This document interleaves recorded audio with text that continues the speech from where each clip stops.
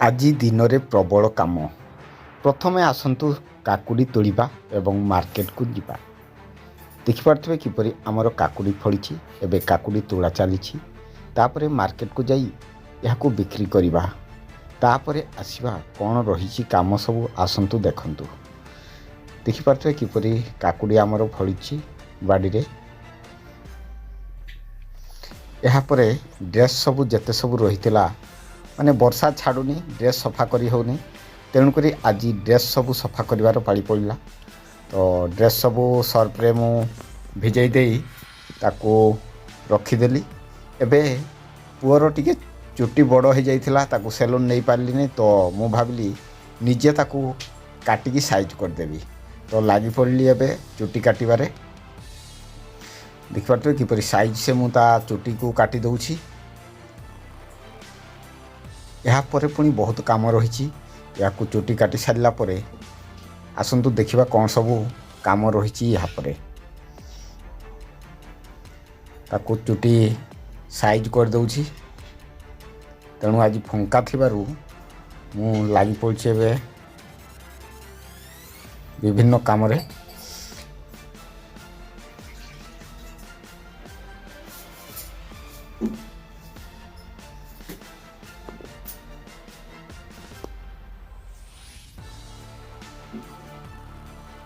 କଇଁଚିଟି ଠିକ୍ ସେ ଧରୁନି, ତେଣୁକରି ହେଉନାହିଁ ଠିକ୍ ସେ କାଟି। ପୁରୁଣା ହେଇଗଲାନି, ନୂଆ ଥିଲାବେଳେ ଭଲ କାଟି ହେଉଥିଲା। ଆମ ଏଇ ପୁଅମାନଙ୍କର ହିଁ ଚୁଟି କାଟିବା ପାଇଁ ମୁଁ କଇଁଚିଟି କିଣିକି ଆଣିଥିଲି। ସେଲୁନ୍କୁ ନେଇ ହୁଏ ନାହିଁ, ଟାଇମ୍ ନାହିଁ। ତେଣୁକରି ମୁଁ ନିଜେ ହିଁ ଟିକେ ଜାଣିଛି। ତେଣୁକରି ସାଇଜ୍ ଗୁଡ଼ା ବାଗେଇ ଦେଲେ ହେଇଯାଏ ଆଉ। ଛୋଟ ଛୁଆ, ତେଣୁକରି କିଛି କହନ୍ତି ନାହିଁ। ବଡ଼ ହେଲେ ସେଲୁନ୍କୁ ଯିବେ କାଟିବେ। ତ ଏବେ ମୁଁ କାଟୁଛି। ତ ଏବେ ଡ୍ରେସ୍ ସବୁ ଯେଉଁ ଭିଜା ହେଇଥିଲା, ଆମ ମ୍ୟାଡ଼ାମ୍ ବି ପଳେଇ ଆସିଛନ୍ତି। ତାକୁ ଟିକେ ସାହାଯ୍ୟ କରିବେ, ଡ୍ରେସ୍ ସବୁ କାଚିଦେବୁ ମିଶିକି ଆଉ।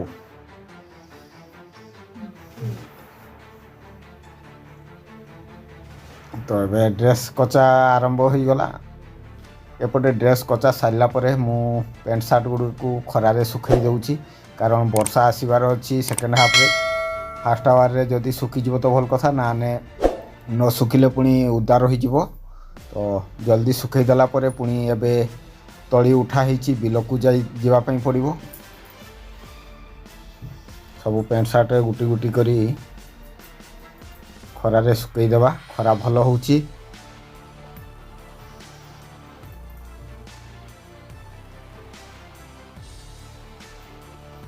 ପ୍ୟାଣ୍ଟ ସାର୍ଟଟିକୁ ପାଲଟେଇ ନେଇ, ତେଣୁକରି ପାଲଟେଇ ଦେଇକି ଆଉ ଥରେ ଶୁଖାଇ ଦେବା। ଭଲସେ ଶୁଖିବ ଯେପରିକା। ଆଉ ଘର ଉପରେ ଦେବା ତ ପାଲଟେଇକି ପ୍ୟାଣ୍ଟ ଗୁଡ଼ା ଦେଇଦେବା ଜଲ୍ଦି ଜଲ୍ଦି। ତାପରେ ଯିବା ବିଲକୁ ଗାଧୋଇ ଦେବା। ତାପରେ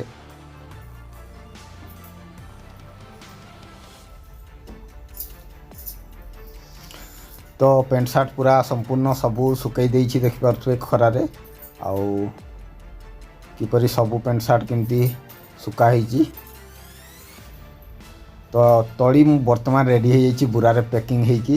ତାକୁ ପହଞ୍ଚାଇବା ପାଇଁ ପଡ଼ିବ ବିଲକୁ। ଦେଖିପାରୁଥିବେ ଆମେ ବର୍ତ୍ତମାନ ବିଲକୁ ପହଞ୍ଚି ଯାଇଛୁ। ଏଇଠି ତଳି ଲଗା ହେବ ଏବେ। ପାର୍ଟିଲରରେ ଚଷା ହୋଇଯାଇଛି କିଛି ବିଲ, ଆଉ କିଛି ବିଲ ରହିଛି। ଏବେ ମାଣ୍ଡିଆରେ ତଳି ସବୁ ଲୋଡ଼୍ ହେଲା ପରେ ତାକୁ ପହଞ୍ଚାଇବା ବିଲକୁ।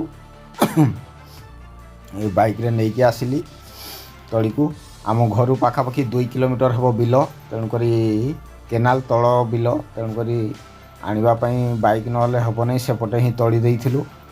ବୁରାରେ ରହିଛି ତଳି, ତାକୁ ଲୋଡ଼୍ କରିବେ ମାଣ୍ଡିଆରେ। ମାଣ୍ଡିଆରେ ନେଲା ପରେ ଯାହା ରହିବ ମୁଁ ସବୁ ବୁରାରେ ଧରିକି ବିଲକୁ ପହଞ୍ଚେଇବି ଆଉ।